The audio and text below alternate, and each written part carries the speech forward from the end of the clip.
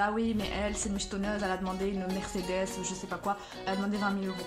C'est pas non plus extraordinaire. Et salut à tous, j'espère que vous allez tous bien. Aujourd'hui, je viens avec une nouvelle vidéo donc sur le sujet de la dot. Qu'est-ce que la dot? Comment la demander? Comment procéder? Voilà, c'est pour toutes les filles qui vont se marier ou même les garçons qui se posent des questions car ils veulent se marier, ils savent pas trop quoi offrir à leur prétendante, leur dulcinée, etc. Ils savent pas c'est quoi la dot. Et puis pour toutes les personnes qui veulent se renseigner sur l'islam, savoir ce qu'est la dot dans l'islam, etc. Avant de commencer la vidéo, je voudrais juste souligner que je ne suis pas imam, ça se voit. Je parle juste en mon nom. J'ai quelques connaissances bien sûr ridicules contrairement à toutes les personnes de science, mais sur ce sujet-là, je m'y connais plus ou moins parce que quand j'ai organisé mon mariage, je me suis assez bien renseignée. Donc bien sûr, je mettrai les sources, je ne parle pas dans le vent, mais c'est pas la peine de me dire que je ne suis pas... Enfin, si vous n'êtes pas d'accord avec moi, il n'y a pas de problème, on n'est pas là pour juger, chacun son avis, etc. Donc on va commencer en premier par parler de ce qui n'est pas la dot. Ça veut dire que quand je parlerai de dot, ça ne concernera pas ce sujet-là. On va bien parler de la dot en islam, dans la religion musulmane. Dans tous les pays du monde, donc la religion musulmane, contrairement à tous les haters qui m'ont insulté dans ma dernière vidéo contre l'islamophobie, si vous ne l'avez pas vu, je vous la mets là. Et si vous voulez aussi soutenir un petit peu pour donner du poids, parce que le problème c'est que les racistes quand ils viennent en meute, et du coup t'as l'impression que sous la vidéo il y a que des insultes. Du coup s'il y a des gens qui sont musulmans friendly ou musulmans tout court, et venez soutenir dans les commentaires et dire qu'on est là, qu'on existe et que c'est pas toujours nous les méchants, la preuve dans les commentaires. À part close, l'islam n'est pas une religion des arabes, des maghrébins, même si en France il y a beaucoup d'arabes et maghrébins qui sont musulmans, mais tous les arabes déjà sont pas musulmans. Il y a des arabes chrétiens, des arabes juifs en France aussi, il y a des coptes, il y a des juifs qui sont arabes, algériens, tunisiens, et tous les musulmans sont pas arabes, bien au contraire, vu que la majorité des musulmans sont asiatiques. Bref, du coup, je vous parle justement de la dot selon l'islam, et je vous parle pas de la dot selon la culture. Donc la culture, c'est-à-dire en fait dans certaines cultures qui sont pas forcément musulmanes, on trouve ça beaucoup en Afrique subsaharienne, mais pas forcément, il y a aussi en Inde. La dot, elle est donnée, quoi qu'il arrive, dans le cadre du mariage, mais elle n'est pas donnée sous les mêmes... elle n'est pas donnée sous les mêmes référencements. Donc on a la dot qu'on retrouve beaucoup en Afrique subsaharienne, dans les pays où on dit d'Afrique noire. Je dis ça pour que ça soit plus compréhensible, mais normalement c'est pas correct de dire ça, on dit Afrique subsaharienne.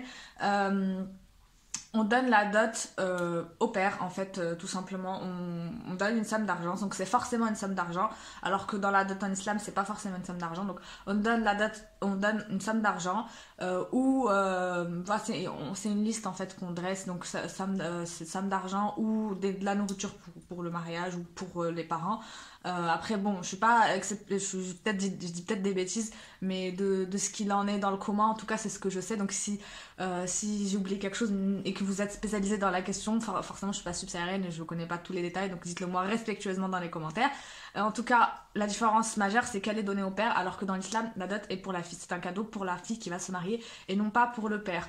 En fait, dans cette ambiance-là, c'est un peu, on donne au père pour le dédommager d'avoir enlevé sa fille, alors que dans l'islam, il n'y a pas trop cette vision des choses-là. Je parle pas non plus de la dot, je sais que c'est assez fréquent en Inde, en tout cas, où c'est au contraire la famille de la fille qui va donner une dot pour le mari. Pour le dédommager de je sais pas quoi, d'avoir épousé une chieuse toute sa vie sûrement. Je rigole, je sais pas, c'est dans leur tradition, je me moque pas des traditions, c'est comme ça. En tout cas c'est différent, ça veut dire là c'est la famille de la fille qui doit donner une dot, et souvent ils ont pas l'argent pour marier leur fille. Je sais que c'est un fléau assez répandu. Qu'on parle bien de la dot religieuse en islam, pas la dot culturelle. Donc en islam, quand on doit se marier, on doit donner une dot à la fille. Donc c'est même très important vu que c'est une des 4 conditions pour que le mariage religieux soit valide. Donc je rappelle les 4 conditions. D'abord que les deux parties, donc que l'homme et la femme, aient accepté le mariage. Donc bien sûr la fille doit accepter. Deuxièmement, il faut du coup la dot qui aura été fixée en amont du mariage. Donc on décide de la dot avant. Donc c'est la fille qui décide, qui demande ce qu'elle veut. Troisièmement, on a du coup l'acceptation du père, donc que le père soit d'accord, enfin qu'il bénisse ce mariage, qu'il soit là, d'accord, qu'il soit là, et du coup s'il est là forcément il est d'accord pour le mariage. Et quatrièmement, les 2 témoins du coup pour témoigner qu'il y a bien eu un mariage entre cette personne et cette personne. Donc on a expliqué ce qui n'est pas la dot dans mes propos et ce qui est la dot, donc je parle bien de la dot religieuse. Je vous mettrai les hadiths pour les 4 Pour les 4 conditions pour l'acceptation du mariage religieux, pour qu'il soit valide auprès de Dieu, en barre. J'espère vous retrouver des sources sûres parce que sur internet, les liens et tout, j'ai un peu peur de vous mettre n'importe quoi. Mais en tout cas, vous pouvez, au pire, si je ne vous mets rien, renseignez-vous dans les livres de religion, à la bibliothèque, demandez à la bibliothèque ou à la librairie, vous trouverez ces conditions-là qui sont connues et reconnues. Mais il n'y a que lui qui était perché dans un autre monde.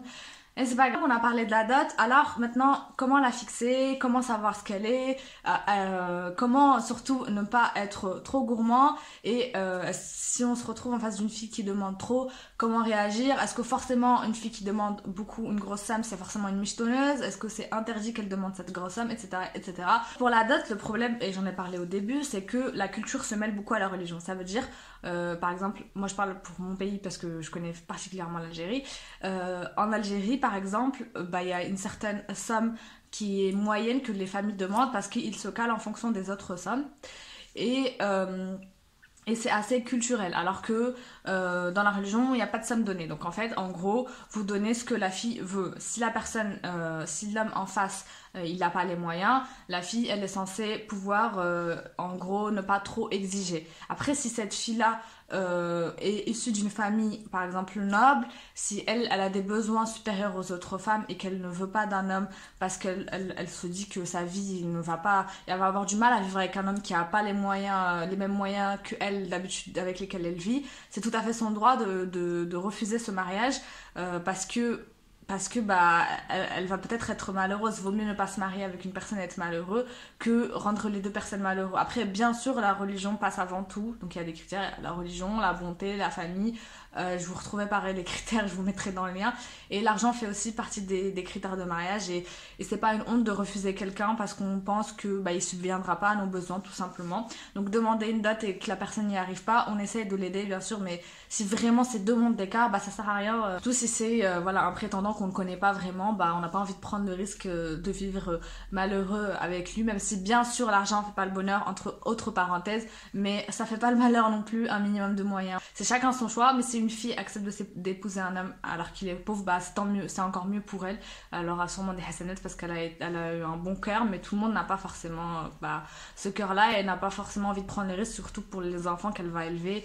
Après, c'est Dieu qui donne, donc ça se trouve que cet homme-là qui était pauvre va devenir riche. Et bon, chacun son choix encore une fois. La dot en islam, c'est pas forcément de l'argent, donc culturellement on donne de l'argent pour aider donc la mariée à la fois à faire ses achats de mariage et à préparer son mariage, mais aussi après pour la dédommager entre guillemets, lui donner une sorte de salaire que s'il lui arrive quoi que ce soit après son mariage, elle a toujours cet argent là, surtout si elle ne travaille pas, au moins elle se retrouve pas sans rien. Donc voilà, cet argent là ou de l'or, ou en tout cas c'est un cadeau qu'on fait à la mariée pour son mariage, pour qu'elle accepte ce mariage. Donc vous pouvez demander en gros ce que vous voulez, il n'y a pas de limite. Bien sûr les imams recommandent d'être raisonnable, encore une fois il ne s'agit pas de demander 20 000 €, même si pour moi, je suis contre le fait quand il y a des filles qui me disent « Ah oui, mais elle, c'est une michetonneuse, elle a demandé une Mercedes, je sais pas quoi, elle a demandé 20 000 €. » En fait, ça dépend. Si son mari à côté, il a un très bon poste et qu'il a travaillé, on va dire, de 20 ans à 30 ans et qu'il a travaillé, par exemple, je sais pas, il a gagné 5 000 € par mois, et encore, il y a des gens qui gagnent bien plus que ça, 5 000 € par mois,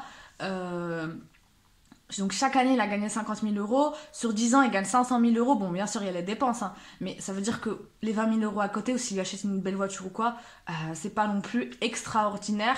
S'il faut voir en fonction de ses revenus, bien sûr demander 20 000 € à quelqu'un qui est au SMIC c'est pas pareil. Donc voilà, en sachant qu'il y a des hommes justement qui dépensent 20 000 € dans une voiture sans avoir forcément 5 000 € et en s'endettant. C'est pas bien de prendre des crédits, je vous le dis, mais c'est très dangereux de s'endetter. Après, on n'arrive pas à s'en sortir, mais en s'endettant, alors ils peuvent aussi faire un sacrifice pour leurs femmes, mais je ne suis pas contre, je suis en général contre les personnes qui demandent trop, mais je suis en même temps contre les personnes qui jugent et qui disent elle c'est une michetonneuse, elle a demandé tant et tant, parce que tu connais pas l'histoire du mari. Après bien sûr si le mari doit s'endetter et qu'après à cause des problèmes ils finissent par divorcer, ça ne sert à rien, faut être raisonnable, et c'est ça en fait, faut être raisonnable et prendre en fonction du mari en face en fait, tout simplement.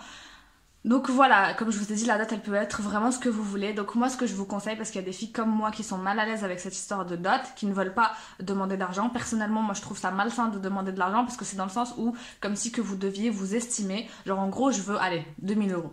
Mais même 2000 euros ça paraît quand même assez cher, mais même en réfléchissant vous valez pas 2000 euros. Si on devait vous vendre comme ça, je sais pas, en fait ça, pour moi c'est comme si qu'on donnait une valeur à un être humain et qu'en gros on se vendait à un homme. Et j'aime pas cette... donner une somme en fait à une personne, c'est comme si on était des vaches. Ok, le père il est là, il négocie, le mec il dit ah non c'est trop, tu baisses. En Algérie par exemple ils font ça, donc ils demandent en général 20 millions plus une parure. À l'époque il y avait 3 ans, donc quand moi je me suis mariée, maintenant je pense que ça a augmenté parce que l'argent en Algérie vaut plus rien. Donc 20 000 euros c'est à peu près 20 millions de dinars, c'est à peu près 1000 euros. Un peu moins, mais à peu près 1000 euros, ce qui est quand même une somme, surtout là-bas.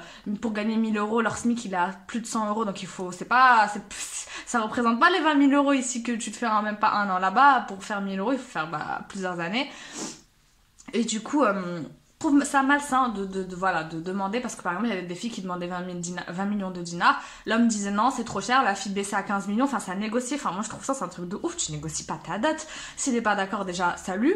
Et puis moi, je trouve ça malsain en fait de demander de l'argent. Donc ce que je vous conseille, c'est de demander un cadeau symbolique, quelque chose qui vous fait vraiment plaisir, que de demander de l'argent, c'est mieux. Donc il y a plusieurs exemples pour ça. Vous avez des filles qui demandaient à moi là, au début je trouvais ça un peu bizarre, je demande ça un truc de genre en voyage et tout, c'est un peu bizarre et tout, parce qu'on va parler de la Hamra tout de suite après le mariage, mais après, tant qu'ils vous donnent la somme pour faire la Hamra et qu'après vous faites la Hamra après, vous n'êtes pas obligé d'aller en voyage de noces en Hamra, ça, tout va bien. Il y en a qui demandent donc des parures, c'est... Si elles aiment l'or, moi c'est pas trop mon truc d'aimer les gros trucs, donc pourquoi pas, mais il y en a qui demandent et les parures et l'argent, c'est vrai que ça commence à faire beaucoup, surtout pour un homme qui a peu de moyens, surtout en Algérie, faut être quand même un minimum raisonnable, et comme j'ai dit depuis tout à l'heure, vraiment prendre en fonction des moyens de l'homme. Et généralement en Algérie, il y a pas beaucoup de gens qui ont beaucoup les moyens, enfin dans la population normale, je vous parle pas des hauts placés, bien sûr, eux ils peuvent vous payer des dots, des milliers de dots. Je parle des gens normaux comme ma famille, comme tout le monde. Il faut essayer d'être raisonnable. C'est vrai que 20 millions de dinars par rapport au SMIC algérien, je trouve ça énorme. Je trouve ça plus scandaleux que de demander 20 000 euros en France, en fait, parce que en France, on peut se faire cette somme-là assez rapidement en faisant attention, alors que, voilà. Mais bon, en France, il y a très peu de gens qui demandent 20 000 euros, c'est vraiment des exceptions. Et quand elles le demandent, c'est un truc de ouf, alors qu'en Algérie, c'est quand même la moyenne. Donc voilà, 1000 euros en Algérie, encore une fois, c'est beaucoup, beaucoup. Bref, du coup, vous avez vous avez la Hamra, vous avez une parure. Vous pouvez aussi demander, moi ce que j'ai fait, c'est que j'ai demandé ma bague de fiançailles, j'ai demandé à la choisir moi. Elle coûtait cher et j'aurais pu en prendre une qui coûte allez, 50, 100 euros comme tout le monde en fait, mais je voulais une parure, je voulais une bague spéciale en pierre précieuse, donc forcément elle coûte cher. J'ai demandé ma bague comme dot, tout simplement, et ça peut être une bonne idée si vous avez flashé sur un modèle et que vous le trouvez cher et que vous avez honte de demander la somme comme ça, genre oui je veux 5000 euros, forcément c'est pas pareil que je veux cette bague même si elle coûte cher. Il y a moins cette dimension d'argent et de toi tu vaux moins, tu vaux plus, qui je trouve malsaine. Donc je vous conseille, il y a beaucoup de filles qui ont fait comme moi, de trouver quelque chose d'immatériel pour ne pas justement avoir à négocier l'argent. Donc si vous n'aimez pas les bijoux, c'est des personnes qui demandent des robes, donc ça vous évite après d'avoir à les payer vous. Donc il y a des belles familles qui payent des robes, qui payent des cadeaux en parfum sur des centaines d'euros. Donc voilà, après généralement il y a la dot, en plus surtout en Algérie on rajoute aussi des cadeaux. Donc moi j'ai eu ma dot et comme j'ai rien demandé à part ma bague, ma belle famille a été plus que généreuse. Donc ma belle famille a payé la moitié des robes et moi et mes parents l'autre moitié, alors que je n'ai absolument rien demandé. Donc c'est aussi bien et sage de ne pas être trop exigeante, parce que ça ne met pas cette rivalité dès le début de la fille, ah oui elle vient, elle fait des manières. Enfin je sais que même si ça part pas d'une mauvaise intention, que vous demandez juste une somme, généralement c'est mal interprété et du coup dans la famille ça va commencer à parler, on va mal vous voir et tout. Même votre mari il va dire ouais j'ai dû négocier avec elle et tout. Enfin je sais pas, je trouve ça malsain. Donc partez vraiment sur l'idée des cadeaux, listez quand même si vous avez quelque chose de précis que vous voulez pas acheter, ça vous économisera de l'argent dans ce cas là. Vous gagnez pas d'argent mais au moins vous en perdez pas. Vous dites exactement voilà je veux telle robe, je veux tel tissu, je veux tel bijou et je veux que ça soit ma dot. Donc voilà, et la personne qui vous marie, donc il même demande aux parents et au mari, demande au père et au mari si la dot a bien été remise. Mon père il était même pas au courant, pour vous dire, parce que pour rebondir sur le fait que des fois il y a des gens qui donnent la dot au père même dans des pays musulmans, parce que tout à l'heure je parlais des pays africains subsahariens qui ne sont pas forcément musulmans. qui donne la dot au père, mais il y a des pays musulmans qui donnent la dot au père parce qu'ils ne le savent pas en fait. En fait, dans la religion, ça doit vraiment aller à la fille, donc si vous voulez pas que vous ayez des problèmes de validité avec votre mariage, on sait jamais. Enfin, on fait pas tout ça pour vivre dans le halal et tout, pour après ne pas respecter un truc pour 1000 euros. Je veux dire, c'est complètement débile. Donnez bien, enfin, demandez bien à ce que la dot soit pour la femme et pas pour le père. Après, dans le cas où la fille, moi je sais que la fille à qui j'ai parlé, elle m'a dit c'est moi, enfin même moi, si on me l'avait donné à moi, je l'aurais donné à mon père parce que il le mérite. Bah ça c'est autre chose. Si vous voulez faire cadeau de votre dot, c'est votre problème, mais la dot doit quand même d'être donnée à la fille, je tiens à le préciser. Donc voilà, je pense qu'on a fait le tour pour la dot. Si vous voulez donner d'autres idées dans les commentaires de dot immatérielle pour aider celles qui se marient, n'hésitez pas à le faire. Dites-moi aussi ce que vous avez demandé comme dot, ce que vous trouvez vous acceptable ou pas de demander.